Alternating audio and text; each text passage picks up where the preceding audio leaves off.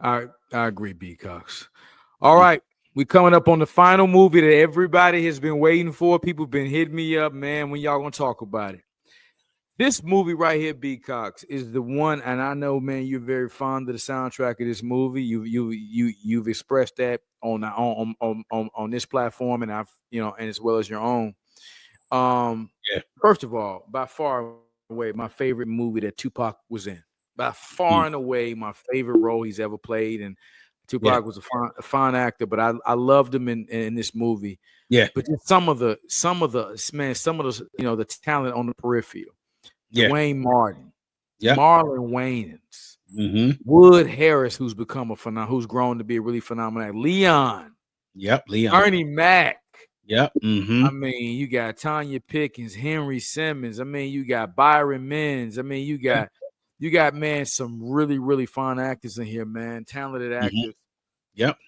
Because let's talk about another role that Tupac, when he played Bernie, Birdie. it made you really believe this. But the thing is, because we keep talking about this dichotomy between two brothers, we Yeah. keep talking about the difference between two brothers, Yep. and Mm-hmm. one brother feels incumbent upon himself to step up and save and take care of mama and do right by mama, while the other brother is dealing with whatever his demons is. Humans are. Yep. Mm-hmm. Yeah, yeah, Yeah. yeah, That story of Shep and Birdie is one that I think kind of gets left out because that was central to the movie. yeah. You know, Birdie and Shep having come back home from prison, trying to make a way of life, dealing with demons, as you mentioned before, Mhm. and really trying to make a way. And you have this other brother who's industrious, ambitious, trying to basically make a business, do things, and and is among the movers and shakers and trying to make things happen. And that relationship is what carries a big part of this whole story. And a part of it as well, you had Dwayne Martin, who was Kyle, who was basically the main character of this movie. And it's a great tale that talks about obviously trying to make a way, obviously to better oneself, but then also the allure of it, of what comes with stardom and with fame, and what more of it can bring. And that's where this relationship between Kyle and Birdie sort of works out, because he wants him to come play for his team. And as a result of that, he sees, yes, there are good things about it as well. In the beginning, when he goes to a party, he sees a shorty, and he was like, yo, man, shorty you just talked to, man, go ask her for a dance. Shit, ask her for more. But that's the type of thing you more can than get, that. come fuck with me, right?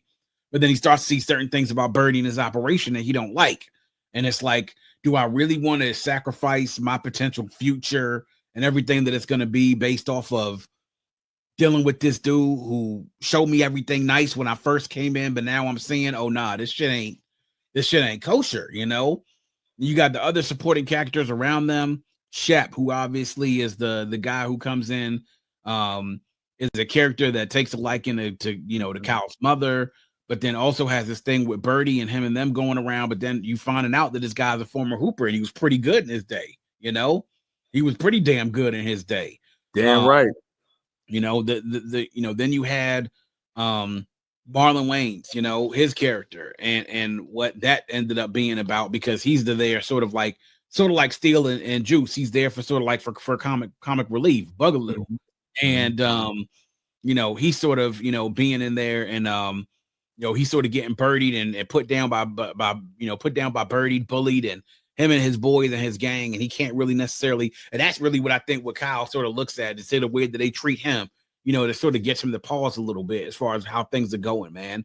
But this spurs around basketball, spurs around life, things that are happening. Birdie is involved in a lot of nefarious activities.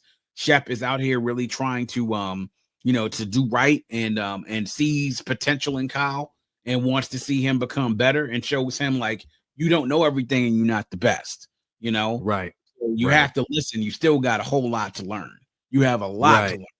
And then the basketball action, obviously playing into this from what you saw earlier in the film, and then later on in the film with the tournament, some gaffes there. I still laugh about the one where 51 throws an outlet to 51. He throws the ball down the court fit, and he catches the ball and then makes the dunk. It's one of the most famous goofs in that movie. But the basketball scenes are compelling, man. And you see the battle between Kyle and his team, and Shep comes in off the bench miraculously, and they said his brother was one of the came in off of corduroys and a and cooked Bama. You know what I'm saying? And a thermal shirt and cooked Bama's and scored like 20 something points and like Yeah, he 6 did. of Yeah, he games. did. You Yeah, know, he did. you know, and you get to that end of the movie where it's one of those things like you see at the end of New Jack City. The guy's riding high at the end of everything, and what ends up taking him out is something that you least expect. And Bugaloo ends up shooting it, man.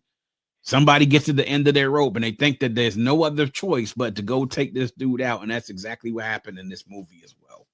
So really a great movie. Another great hood classic, man. We'll talk about the soundtrack, man, but it's but another great acting role by Tupac. And again, playing a character, obviously that has his ambitions and gets too big for his britches, to be quite honest, right? Very dismissive of people he probably shouldn't be dismissive. He's dismissive of Flip. He's dismissive of Kyle, really, to a certain extent. He's definitely dismissive of Bugaloo and also his own brother, Shep. He didn't see his brother as a threat whatsoever. He thought his brother was done. He was washed up. He's halfway crazy. But it ended up being the fact that it was his own undoing and the fact that his brother came back to bite him. Because all those various narratives, man, that's going on. Kyle's mom, single mom, working hard. He's frustrated because she's not making the games. Kyle's mom's trying to, she's taking a love, having a love now, kind of got a percolating love interest, with Shep, and Kyle's starting to feel some type of way. That's making tension with Shep. You got Marlon Wayne's character in the background, being his hype man and trying to get in, ride his coattail. Ride his coattails. Yeah. But gas him up and ride his coattail. And then you had Bernie Mac, in there, man, as the bum that represented past glory. Yeah. He wasn't always a bum. He used to be somebody at one time, and Shep saying, "Hey, respect this guy. He demands respect." And then you ultimately see, like you said, B. Cox, Birdie, Tupac's character, got so full of power, and the people that you mistreat, it's always somebody in there, man. That always is like we talked about with men's society. It's that one person that you overlook, you mistreat. Yep. You know what? And it actually comes back, man. And it could be a demise, man. So yeah, well, man. It's just but great story, man. This really was a movie that helped to further cement Tupac and his acting chops. Really did. I mean, Tupac was always great when he played the villain. And this Birdie was a very unique character, very different from what he played in Bishop and Juice, but still a villain nonetheless, though. So it showed the complexity of how we could play two characters who were villains that were very nuanced, but then also could then show the vulnerabilities of both of those folks in very subtle ways.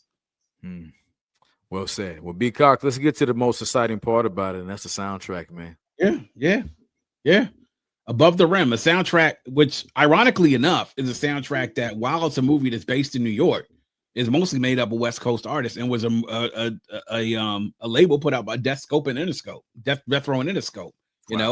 But you got some bangers on here, man. I mean, anything by SWV, The Regulate, obviously, by Nate Dogg and Warren G. We're talking about all-time songs right here. Gonna Give It to You with Jewel featuring Aaron Hall, Afro Puffs by Lady of Rage.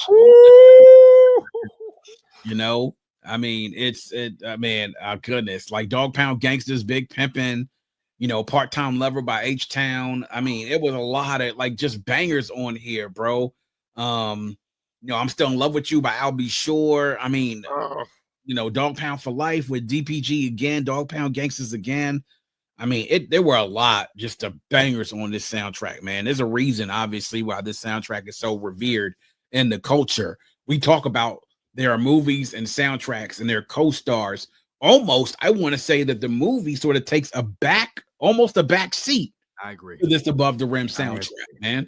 It really does, And while some people will say that it's almost even makes you forget that it's a movie based in New York, but it's so heavily laced in West Coast culture and music, But but a banging soundtrack. We talk about the best soundtracks. Ready? If you're there, yes, obviously. When you talk about movie soundtracks and during that time, it's on a short list and probably within your top 2, and it may not be number 2 of the soundtracks we talk about, man. When it comes to this new age black cinema, man, it was in a class of its own, without a shadow of a doubt, man. And it's a soundtrack that, you know, we can come back now in 30 years plus afterwards. Now we've been here, man. Soundtrack is still very widely revered amongst a lot of hip hop fans and music fans in general. Because it features one of my favorite Tupac songs of all time, and sometimes, I can't help but feel your pain. My pain, share it with me. Share it with me. Will never take me alive. I'm feeling high with my God, Tony suckers trying to die. Yes, sir. Because I wore that damn song to this day, man. Tupac's voice, the inflections of his song, and that song, man, you felt every word. Yeah. And they opened this movie with that song too, man. That was a powerful choice to open the movie with that song, you know, to open Above the Rim with that song. That song, man. That was an indelible opening. You think about that, and that song dropping and being able to, being played during that opening, man. Oof. Yeah. One of the best opening songs that you can open a movie of that caliber with is with Tupac's Pain. Yeah. You hit the nail right on the head right there, Mac. One of my favorite Tupac songs, man. Absolutely. Yeah. It is top 2 or 3 for me, man. Pain is so forgot about, but it's one of my favorite songs he ever did. Because everything, if you said, Mac, pick one song that showed Tupac's brilliance as a writer, as a rapper, that Pain had everything. Yeah. It told the story. When he said, I ain't going back to court, so fuck what you thought.